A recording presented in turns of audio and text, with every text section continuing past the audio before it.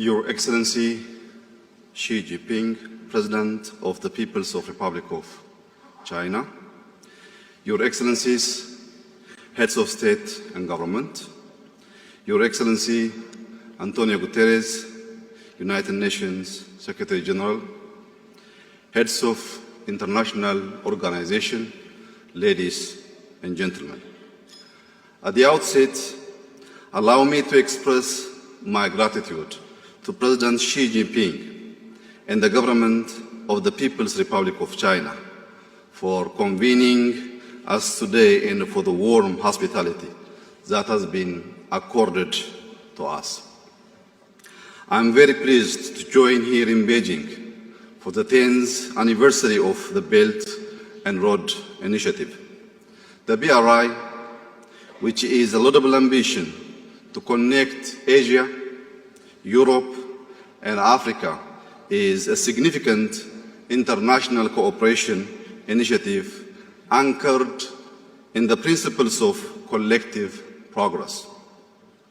I applaud President Xi for his vision in designing and launching the Belt and Road Initiative, as well as for the proposal of the 3 global initiatives of civilization, security, and development, aimed at building a community with a shared future.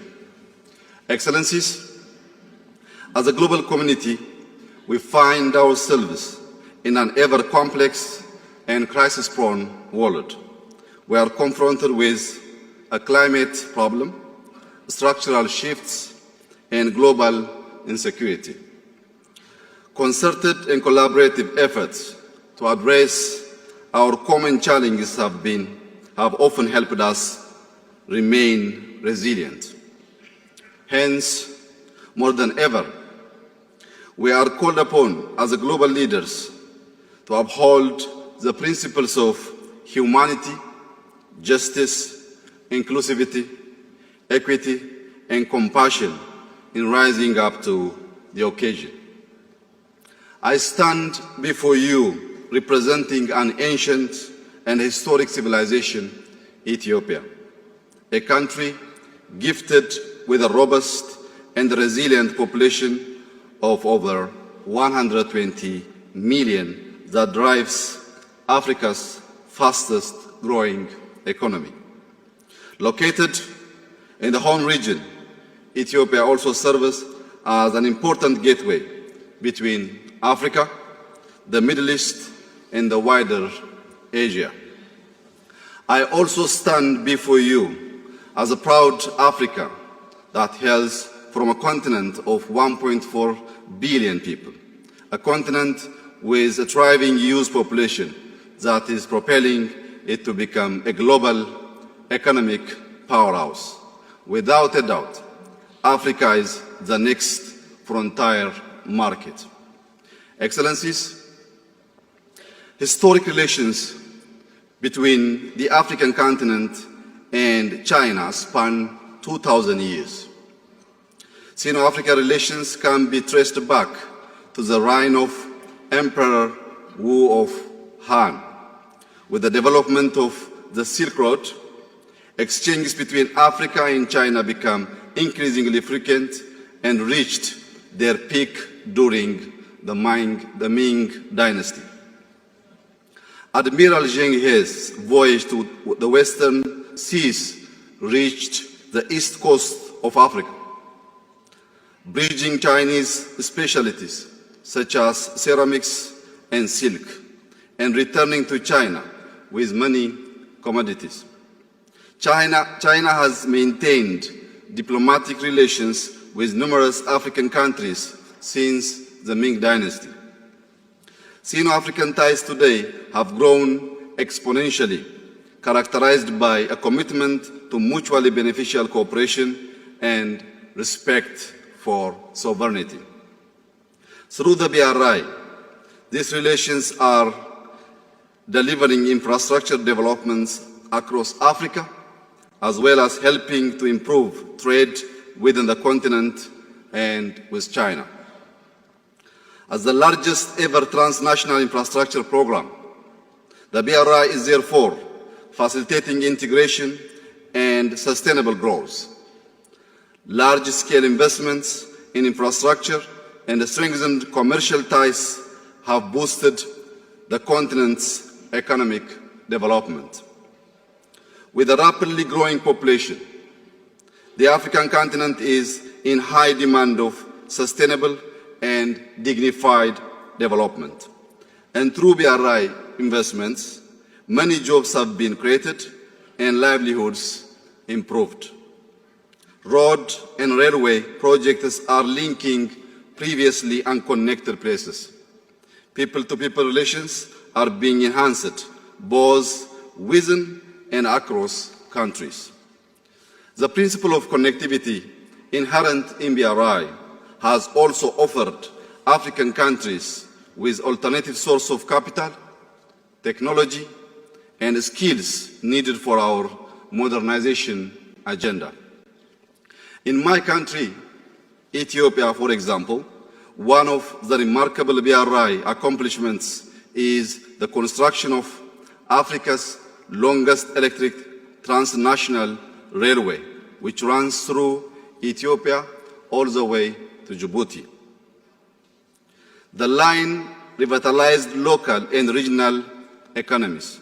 It plays a critical role in connecting people and enhancing efficiency in the logistics value chain along the strategically significant Ethio-Djibouti corridor. Excellencies, ladies and gentlemen, once a source of raw materials, Africa is now realizing its potential and capacity. A continent that has been sidelined until now is harnessing the demographic dividend, leveraging its natural endowments, and rapidly becoming a global economic, social, and political powerhouse. In the global arena, the inclusion of African Union as permanent member of the G20 is a long overdue recognition of the voice of a continent with 1.4 billion people. With around 85% of global GDP and roughly 75% of global trade represented by the G20, the African Union's entry will significantly enhance the continent's ability to raise and collectively address issues of development that excessively affect Africa. As inclusivity is becoming a necessary feature of multilateralism, I have no doubt that such reforms we are witnessing in the global fora will extend to include African countries as permanent members of the United Nations Security Council.